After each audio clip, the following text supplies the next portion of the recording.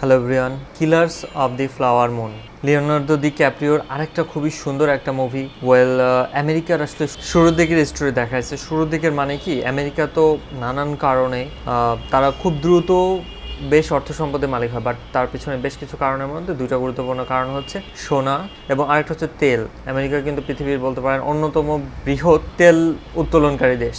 তো যেই সময়টার স্টোরি নিয়ে এই মুভিটা বানানো হয়েছে সেটা হচ্ছে আমেরিকার তেলের আসলে হিস্ট্রির শুরুর দিকে। তখন তেল উত্তোলন হচ্ছে এবং যেই এলাকাগুলো থেকে তেল উত্তোলন হচ্ছে সেই এলাকাগুলো দেখা যায় কখনো নেটিভ আমেরিকানরা, মানে ইন্ডিয়ানদের এরিয়া। তো আমেরিকান যারা শ্বেতাঙ্গ, যারা ওই এলাকায় গেছে, তারা তো ডিরেক্টলি ওই জায়গার উপরে দখল নিতে পারতেছে না, কারণ যেটা ইন্ডিয়ান এরিয়া, ইন্ডিয়ান মানুষদের দখলে, ইন্ডিয়ান মানুষদের মানে উত্তরসূরিরা মালিকানা পাইছে। তো সেই রকম এরিয়াগুলো কিভাবে তারা হাতায় নেয়, যারা শ্বেতাঙ্গ তারা কিভাবে হাতায় নিচ্ছে, তারা বিয়ে শাদী করতেছে, মানে ইন্ডিয়ানদের বিয়ে করতেছে, ইন্ডিয়ান মেয়েদের বিয়ে করতেছে, সেই ঘরে বাচ্চা কাচ্চা হচ্ছে। তারপর তারা নানা ধরনের ট্রিক্স খাটাচ্ছে, কিভাবে আসলে উত্তরাধিকার সূত্রে তারা নিজেদের সম্পদ নিয়ে নিতে পারে স্ত্রীর কাছ থেকে। তো এই যে নানান ধরনের ট্যাকটিক্স খাটানো, এবং এর মাঝে রবার্ট ডে নিরো, মানে দারুণ অভিনয়, Leonardo DiCaprio, Robert De Niro, Lily দারুণ অভিনয় করছে। লিলিকে আমি প্রথম একটা মুভিতে দেখলাম এবং সে আসলে নেটিভ আমেরিকান, তো যথেষ্ট সুন্দর অভিনয় করছে। প্রত্যেকটা ক্যারেক্টার এতটা ডিপ অভিনয় করছে, এবং লিওনার্দো দি ক্যাপ্রিও একা মুভিটা তোলে নেই, প্রত্যেকটা বলতে পারেন ক্যারেক্টারগুলো দারুণ অভিনয় করছে, বিশেষ করে লিড ক্যারেক্টারগুলো। এবং স্টোরিটা যেভাবে ডেপিক্ট হয়েছে, যেভাবে নেগেটিভিটি, যেভাবে মানুষের আসলে ধন সম্পদের প্রতি লোভ, ইভেন মানে নায়ক যে নায়ক, নট লাইক দ্যাট, এরকম কোনো ব্যাপার নেই মুভিটাতে।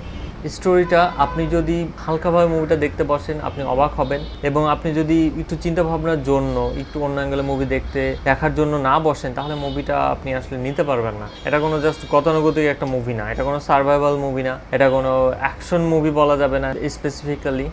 বাট এখানে আসলে বলতে পারেন আমেরিকান ইতিহাসের একটা নেগেটিভ অধ্যায়, নেগেটিভ একটা সময়ের ব্যাপার এখানে ফুটায় তোলা হয়েছে। নেগেটিভ সময় আমেরিকান হিস্ট্রিতে প্রচুর আছে। তারা নেটিভদের মাইরা ছাতু করে দিছে, তাদের উৎখাত করে দিছে, নিজেরা যায় জবরদখল করছে, এরকম অনেক নেগেটিভ ব্যাপার আছে আমেরিকান হিস্ট্রিতে। শ্বেতাঙ্গ, নিগ্রো, রেসিজম, এগুলো তো আছেই, বাট এইখানে আরও একটু এক ধাপ বেশি নেগেটিভিটি ব্যাপারগুলো দেখানো হয়েছে। মুভিটা আমি অবশ্যই সাজেস্ট করবো আপনাদের, যদি থ্রিলার মানে নানা ধরনের অপরাধ এই ব্যাপারগুলো, এগুলোর ব্যাপারে আপনাদের ইন্টারেস্ট থাকে, মুভির ভিতরে আপনারা এই ধরনের মুভিগুলো পছন্দ করেন, তাহলে এই মুভিটা আপনাদের জন্য মাস্ট ওয়াচ। দারুণভাবে বলতে পারেন সিন্ডিকেট ক্রাইম, দলগতভাবে ক্রাইমগুলো কিভাবে করা হয় এবং বছরের পর বছর ধরে, এই ব্যাপারগুলো এই মুভিটাতে খুব সুন্দরভাবে ফুটায় তোলা হয়েছে। সেই সাথে আমেরিকান হিস্ট্রি একটা টাচ। সো নাইস একটা মুভি, লিওনার্দো দি ক্যাপ্রিওর কাছ থেকে আরেকটা সুন্দর মুভি। আমি এর আগে লাস্ট লিওনার্দো দি ক্যাপ্রিওর দারুণ একটা মুভি দেখছিলাম, আমি এই মতো মনে করতে পারছি রেভেনেন্ট। আপনারা যদি ওই মুভিটা না দেখে থাকেন অবশ্যই ওই মুভিটা দেখবেন,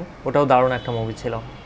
যদি এই মুভিটা দেখেন, killers of the flower moon, নামকরণের সার্থকতাটাও মুভিটাতে বুঝবেন। খুবই একটা হৃদয় বিদারক নামকরণ হয়েছে মুভিটার স্টোরি হিসেবে। তো যদি মুভিটা দেখেন তাহলে আপনাদের কেমন লাগে অবশ্যই আমাকে জানাবেন। ভালো থাকবেন সবাই। আমার মুভি রিভিউ ভালো লাগে থাকলে অবশ্যই লাইক দেবেন, শেয়ার করবেন এবং সাবস্ক্রাইব করতে বলবেন না। এটা একটু গ্রোন আপ সিন আছে মুভিটাতে, সো আমি পুরো ফ্যামিলি নিয়ে দেখাটা টোটালি সাজেস্ট করবো না, এটা অবশ্যই মাথায় রাখবেন। বাই।